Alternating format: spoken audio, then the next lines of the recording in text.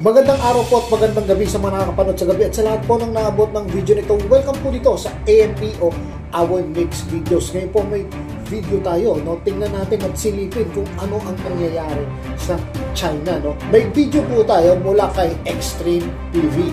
Bigyan natin to ng reaction, no? Tama ba talaga na maranasan nila to o hindi? So, ito pong video, huwag na nating patagalin.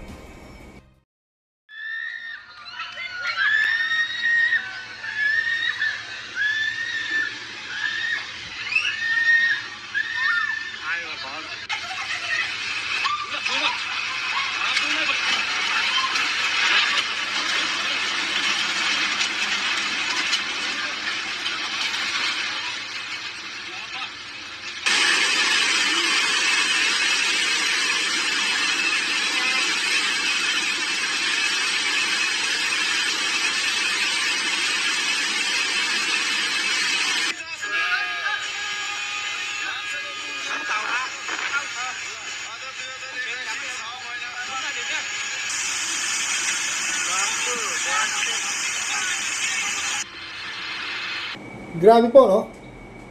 Ito pong pangyayaring ito ay nangyayari halos sa lahat ng kalupaan ng China, no? Hindi natin alam kung ito po ay tinatawag natin na parusa sa kanila dahil ganid po yung kanilang presidente, no? Sabi nga nila, yung pagka meron daw masamang pinuno o presidente, pinadadalhan po ito ng maraming salot, no? Hindi natin alam o hindi natin masabi kung parusa ba sa kanila ito mula sa Diyos o talagang likha lamang ito ng tinatawag na climate change. Tuloy ulit natin. The rain began like any other monsoon, soft but steady. But in just a matter of days, it turned into a relentless downpour, so powerful that the land could no longer hold.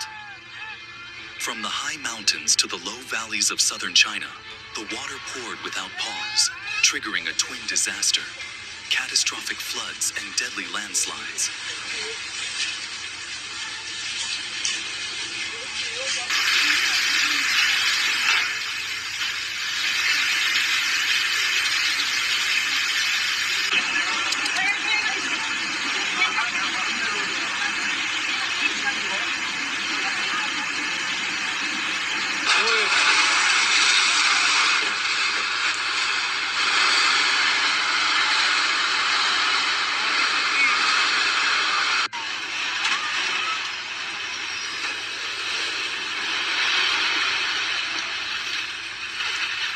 Across multiple provinces, Hunan, Guangxi, Guizhou, Yunnan, and Hubei, rivers have swelled beyond their limits.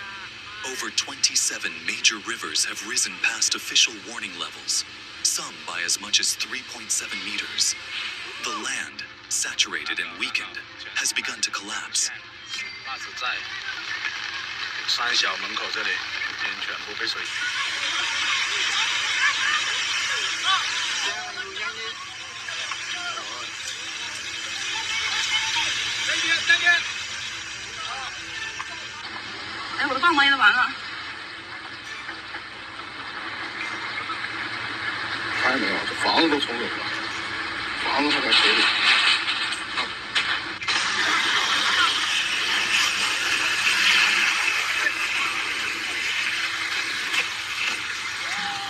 Sa atin po dito sa Pilipinas, may nangyayari din pong ganito, no?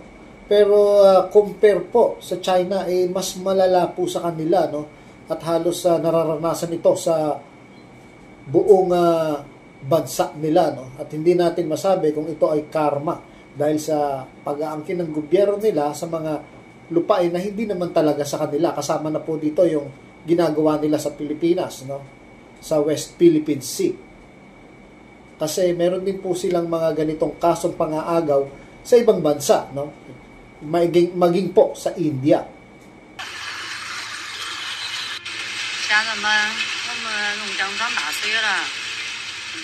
In the province of Hunan, homes have been swallowed whole by water.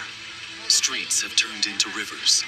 Bridges, some still under construction, have been ripped from their foundations and swept away.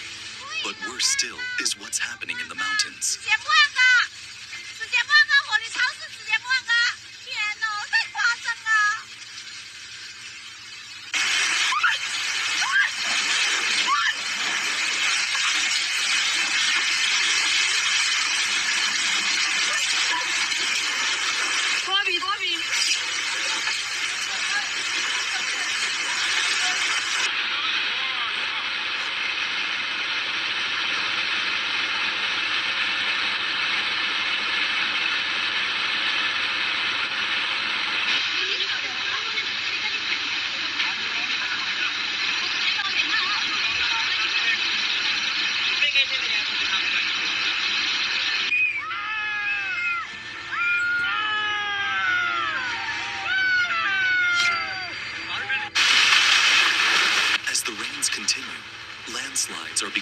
frequent and more dangerous. The ground is no longer stable. Water seeps into the earth, loosening rocks, trees, and soil, until entire hillsides break away in seconds.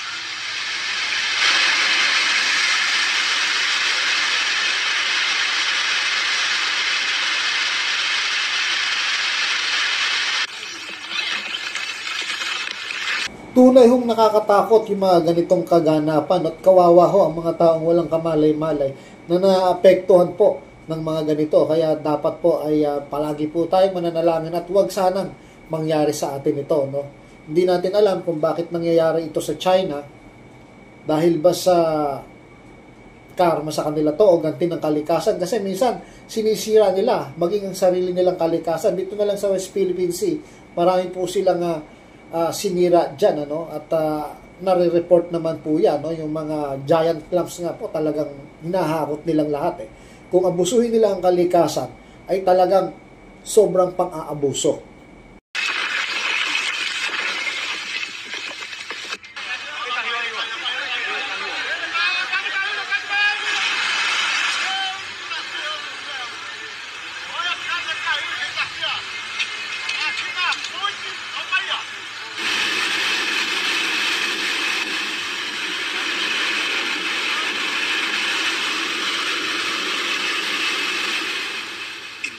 Of Hunan, a massive landslide blocked a river completely, causing a sudden backflow and flash flooding in nearby villages.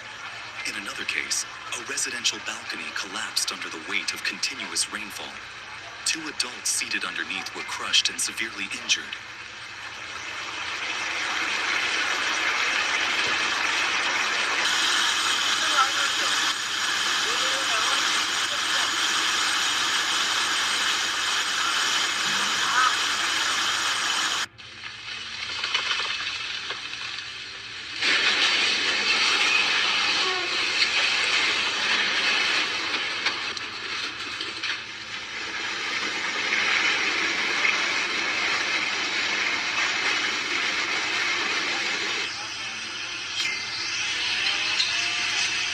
The scenes are heartbreaking. Families running from collapsing homes, children being carried across flooded streets, and roads that once connected villages now lost beneath mud and water.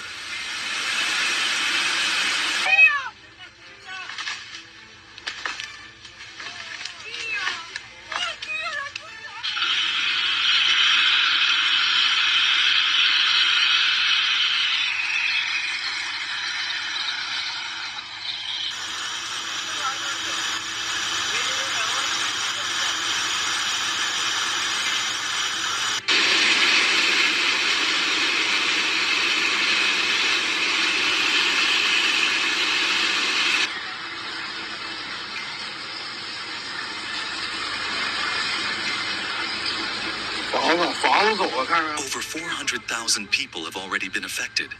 Tens of thousands have been evacuated, often with only moments' notice. Emergency shelters are overwhelmed. Farmlands have been destroyed. The rice, corn, and vegetables meant to feed families for the season have drowned in muddy water.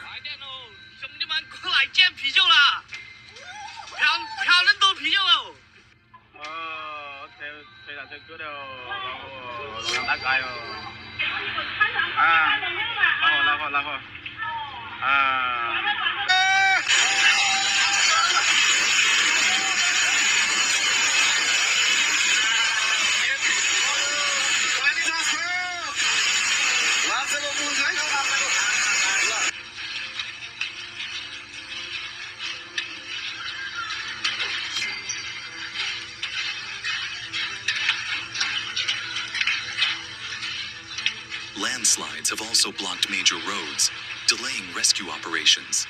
In some areas, boats and helicopters are the only way in or out. Emergency crews from the National Firefighting Administration have been deployed with hundreds of personnel and dozens of rescue vehicles, but they're racing against time and against nature.